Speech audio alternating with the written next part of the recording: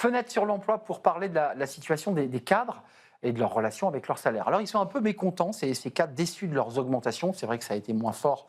On en a beaucoup parlé de CNAO et on en parle avec vous, Coralie Rachet. Vous êtes directrice générale chez Robert Walters avec une étude assez intéressante sur, je dirais, des cadres un peu mi-figue, mi-raisin. Pourquoi ? Parce que globalement, les négos n'ont pas été très bonnes. Alors, merci pour l'invitation, Arnaud. Vous l'avez annoncé d'ailleurs. Pardon, je l'avais annoncé, ce que j'allais dire. On avait évoqué ensemble le sujet avec une deuxième année consécutive, avec des augmentations qu'on ne savait pas, qu'on ne savait pas être du tout mirobolantes. Constat, les cadres n'étaient probablement peut-être pas assez préparés. On en a 1 sur 2, 52% qui ont une augmentation, 48 qui n'en ont pas eu au niveau individuel. Et pour 54% d'entre eux, ils se disent insatisfaits parce que pas aux attentes, pas au niveau d'inflation. Et niveau de frustration globalement très élevé. On a 9 points de plus en 2025 que 2024 sur cette même thématique. Donc, enquête qui vient regarder bilan mi-année des augmentations de début d'année. Oui, parce qu'on arrive sur les discussions de mi-année. Enfin, c'est juin, c'est mi-année. On se prépare, on va se revoir bientôt. Voilà, et à partir de décembre jusqu'à peut-être février, on aura un regard qui dit mécontentement, dit frustration, dit envie d'aller ailleurs et envie de quitter son entreprise. Ça, c'est un vrai sujet parce que 76% cette fois-ci des entreprises expliquent qu'elles ont des difficultés pour remplacer le cadre qui est parti. Pourquoi ils ont des difficultés ?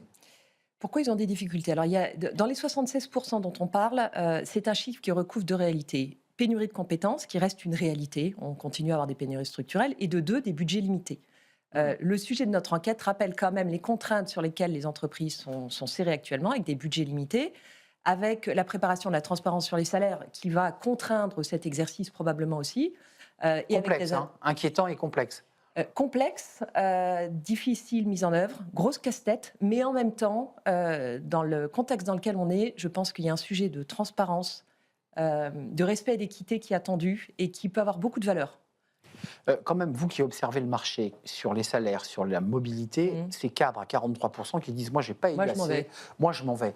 Bon, ils ont raison de le dire, c'est une forme de menace qu'on fait au RH, mais vu le contexte économique, est-ce qu'ils ont encore la main ? Parce que je me rappelle de la période Covid où c'était magnifique. Exactement. Là, aujourd'hui, c'est plus pareil. Exactement. On a vécu un post-Covid absolument incroyable. On est sur une deuxième phase. Baisse d'activité, marché externe plus atone, baisse des volumes, moins 16%. La PEC a parlé de 8% seulement des entreprises qui sont prêtes à recruter dans les mois qui viennent. C'est le chiffre de 2021. Donc oui, le marché n'est pas propice. La réalité, c'est que pour ceux qui veulent des gains de rémunération, la prise de risque, le changement de poste, on a aussi de belles opportunités. Elles sont moins nombreuses, mais elles existent. Mais effectivement, le paradoxe entre un marché compliqué et une sécurité d'emploi. En résumé, quand même, ce qui ressort de l'étude aussi, c'est que les entreprises, on voit bien côté cadre, il y a beaucoup d'envie de changer, mais les entreprises doivent aussi s'adapter à une pénurie de talents et avec des moyens, on vient de l'entendre, plus limités. Oui, et avec un problème potentiellement de surcharge. Beaucoup en parlent, mais de surcharge de travail, parce que les remplacements ne sont pas faits. On est sur des effectifs un petit peu plus réduits. On rappelle qu'une grande partie n'ont pas été augmentés et peuvent aussi être tentés de partir. Donc on a des réductions d'effectifs.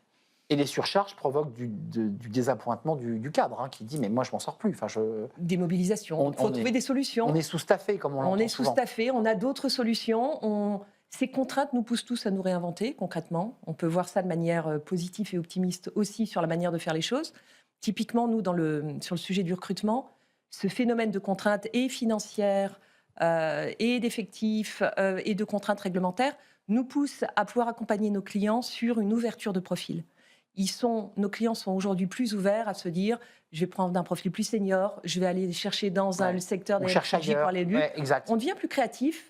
Et dans des contextes de transformation, des exemples qui sont super intéressants. On s'adapte. Merci Coralie d'être venue nous rendre visite. Coralie Rachet, directrice générale de chez Robert Walters. Merci de nous avoir rendu visite et de nous avoir éclairé sur cette situation des cadres. On va la suivre parce qu'évidemment les négos vont arriver à la fin de l'année. Merci à vous tous. Merci de votre fidélité. Merci à Nicolas Juchat et aux équipes. Merci à Andrel à la réalisation aujourd'hui. Et merci à vous pour vos messages et votre fidélité à Smart Job et plus globalement à Bismart. Je vous dis à très bientôt. Bye bye.